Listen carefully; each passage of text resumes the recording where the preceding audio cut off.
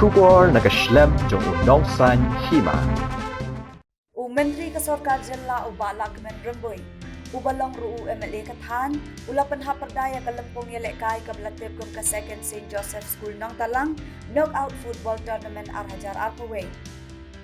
Kalamari Sports Club Kalalong Kaladu Jong Kanya Kalempong Hadian Bakala Penlim No Ya ka KSU Warjaintia da Shigol Lanon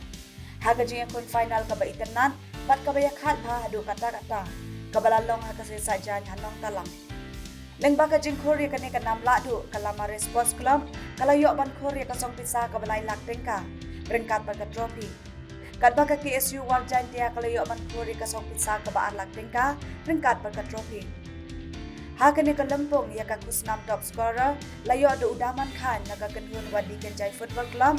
Kanam best goalkeeper layok ra do Udi Sambang Hongjo nagakenhun Duriap Football Club. Badya kanam man of the match layok ra da Uken Star Karsnong nagakenhun Lamari Sports Club. Kat baya kanam player of the tournament layok ra da Ubrolinton Warlapi nagakenhun ba uyalekay Kalamari Sports Club. Gina kay kutut lap basketball labar.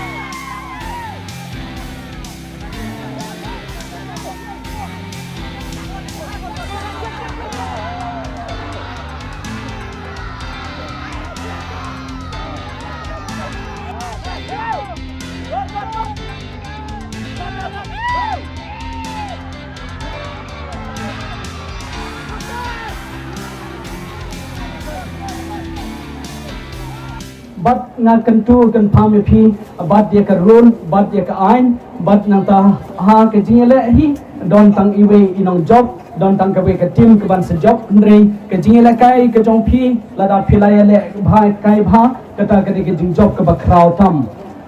kaju akar kom im hayo kinong di man kasni ke le di kinong thiet ru ki wan thiet nrei lemba ke jing don jong kini ki tournament ke yarap ya ke jing im jongi kibriu bannom long monotonous ki on hak tin pareng kumta jayu kan don ka jing kala ka don ka jing perkhat da kumboi pat bat kamban kentiu ya ka jing im ha ka jing im jong ka jing bha da je tre lang jong pi ki pat ba ka ne ka tournament ka yai haba ka tournament ka yai ka mur ka school ka yai kumbang yatip na sarkar kamlong masuk bagi yarap yagi school handal karne ka deg way nagilat ki ba ka kipat ba dalade yalade ki kershan namar bagi sutu ya ka jing koridor chong ka jing nang ka jing sta